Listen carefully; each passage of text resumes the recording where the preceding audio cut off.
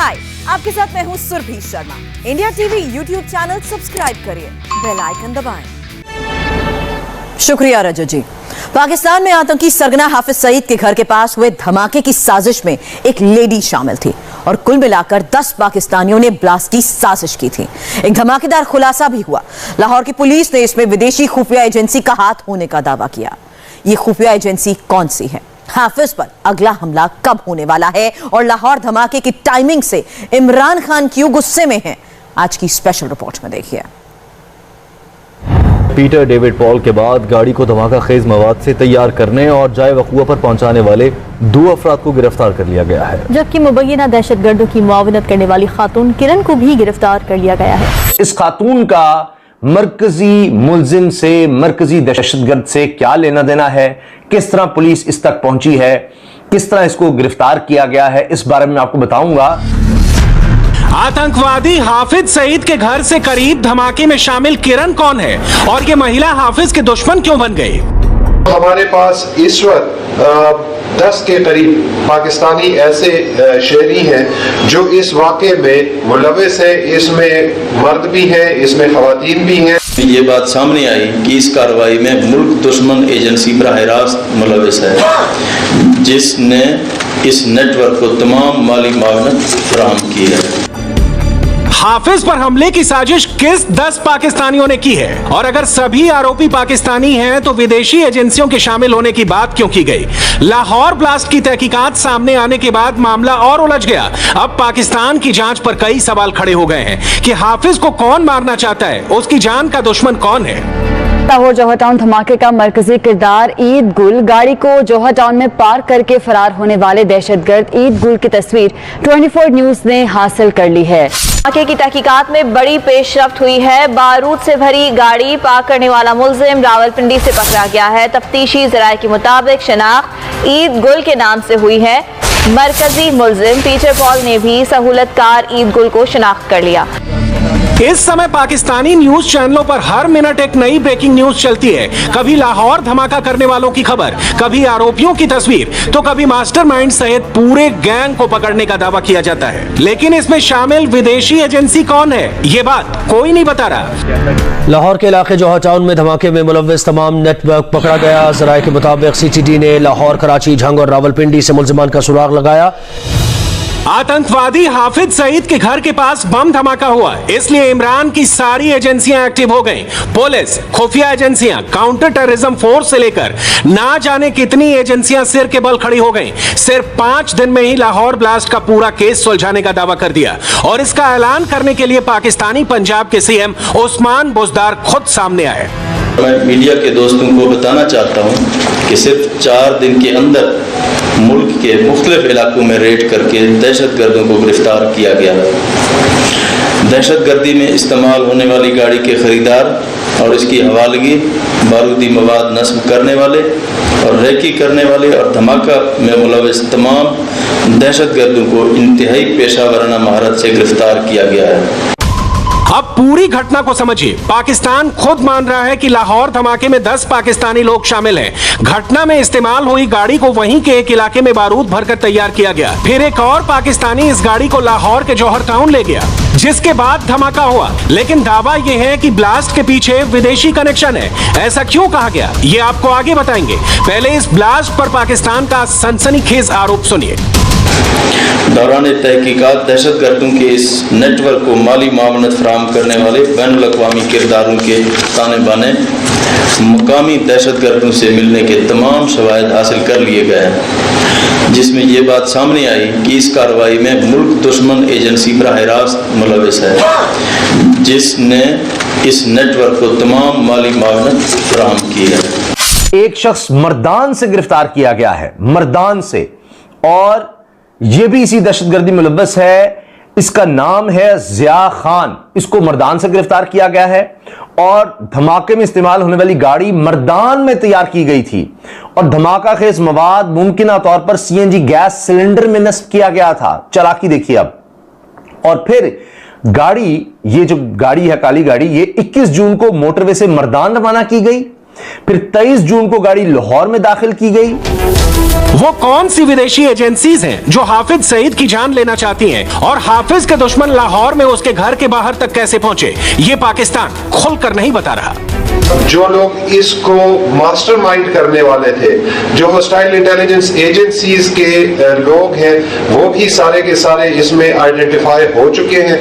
हमें उनका पता है वो कौन है। हमने अपनी इंटेलिजेंस एजेंसीज के साथ और फेडरल गवर्नमेंट के साथ वो शेयर कर लिए हैं। JIT चीफ मिनिस्टर साहब के हुक्म से तश्कील दे दी गई है, वो इस केस की फर्दर तफ्तीश करेगी।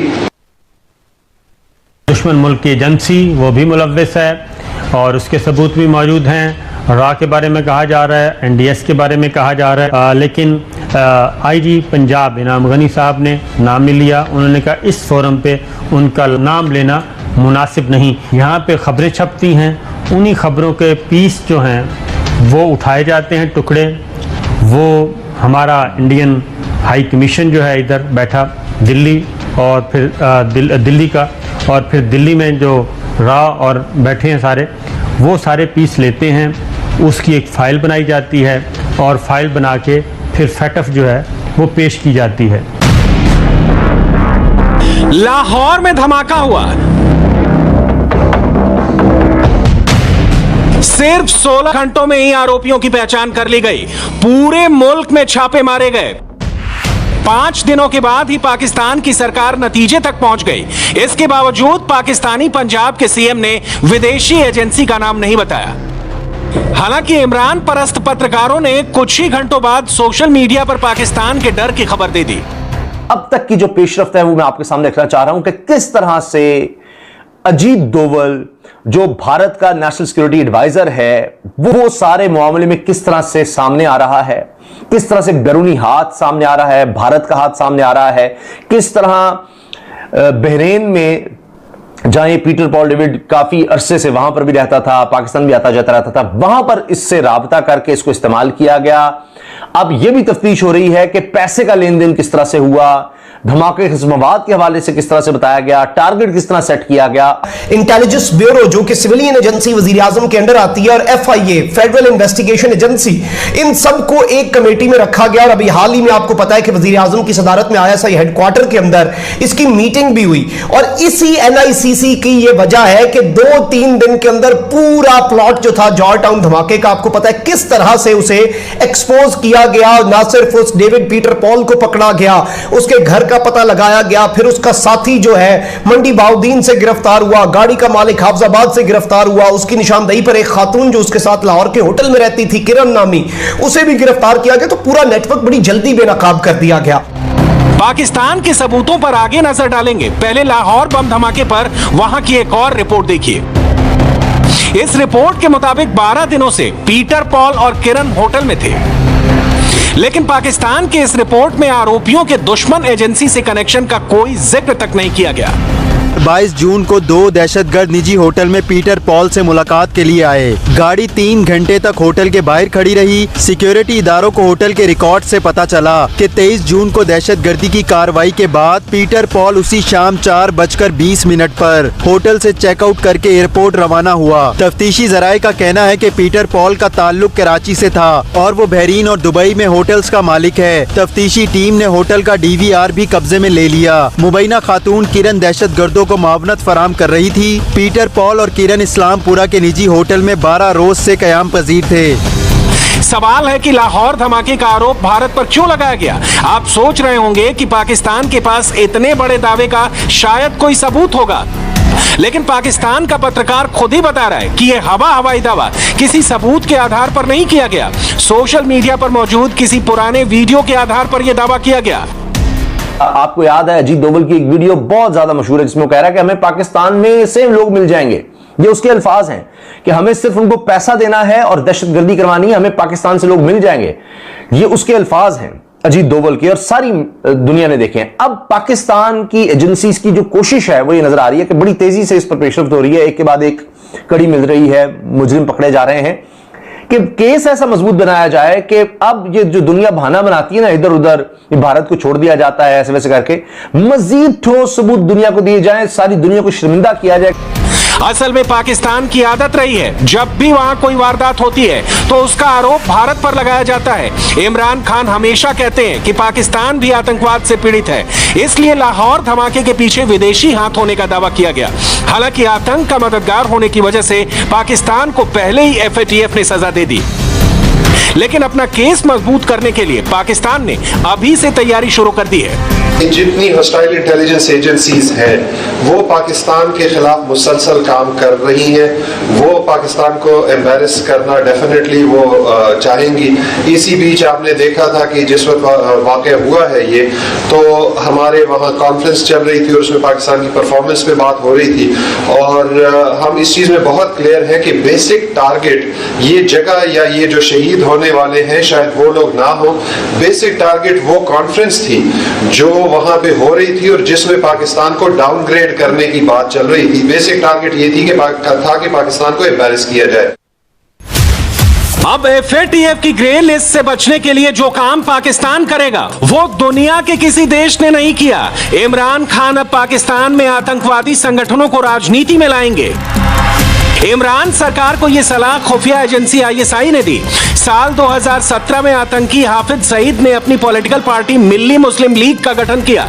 हालांकि ये पार्टी अब भी पाकिस्तान के चुनाव में रजिस्ट्रेशन के लिए संघर्ष कर रही है और 2018 के चुनाव में भी इसे शामिल नहीं होने दिया गया, लेकिन अब ये बदल सकता है। इसका मतलब यह है कि आगे चलकर हाफिज सईद पाकिस्तान का प्रधानमंत्री भी बन सकता है। अब इसकी वजह भी समझ लीजिए। लाहौर हमले के बाद से इमरान खान को हाफिज की सुरक्षा की चिंता है। आज ही अमेरिका ने इराक और सीरिया के बॉर्डर पर एक हवाई हमला किया, जिसके बाद इमरान ने यह बड़ा फैसला किया। अमेरिकी फौज का इराक और शाम की सरहद पर ईरानी हमायत याफ्ता मलेशिया पर फजाई हमला। गैर मुल्की खबर एजेंसी के मुताबिक इस फजाई हमले में 4 अफराद हलाक हो गए। पेंटागन ने हमले की तस्दीक की है। अमेरिकी महकमा दिफा के मुताबिक फजाई हमलों में मलेशिया के असला जखीरों के ठिकानों को निशाना बनाया गया। अमेरिकी फौज ने मलेशिया के ड्रोन हमलों के जवाब में कार्रवाई की। पेंटागन का कहना है कि इराक में अमेरिकी मफादात को निशाना बनाने पर सदर जो बाइडन ने कार्रवाई का हुक्म दिया था। शाम में ईरान के हमायत याफ्ता मलेशिया और हिजबुल्लाह के खिलाफ कार्रवाई जारी रखी जाएगी। इमरान को डर है कि अमेरिका या भारत का ऐसा हमला कल पाकिस्तान में भी हो सकता है। हालांकि जो पाकिस्तान खुद आतंकवादियों को सत्ता सौंपने के लिए तैयार है, वो अब FATF के पॉलिटिकल इस्तेमाल का आरोप लगा रहा है। के इदारे ने हमसे जो एक्शन प्लान शेयर किया था उसमें उन्होंने 27 आइटम्स की निशानदेही की थी कि 27 आइटम्स पर आप पेशरफ्त करें तो आप व्हाइट लिस्ट में जा सकते हैं। मुझे ये बताते हुए मुसर्रत महसूस हो रही है कि इस गवर्नमेंट के इक़दामात की वजह से 27 में से 26 आइटम्स पर मुकम्मल अमल दरामद हो चुका है। हमें आज इस सारी चीजों को देखते हुए ये फैसला करना होगा, दुनिया को फैसला करना होगा और FATF के मेंबरान को फैसला करना होगा, क्या ये फोरम टेक्निकल फोरम है या पॉलिटिकल फोरम। पाकिस्तान इस वक्त FATF की ग्रे लिस्ट में है, इसलिए आतंकवाद से लड़ने का नाटक कर रहा है। हालांकि पाकिस्तान को खतरा दूसरे देशों की एजेंसी नहीं बल्कि अपने ही देश के आतंकवादी संगठनों से है।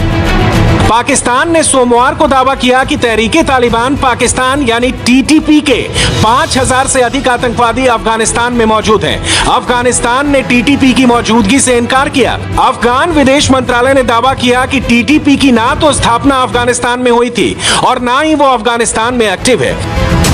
TTP का आतंकी संगठन अल कायदा से संबंध है और अल कायदा का सबसे बड़ा नेता ओसामा बिन लादेन पाकिस्तान में ही पकड़ा गया था।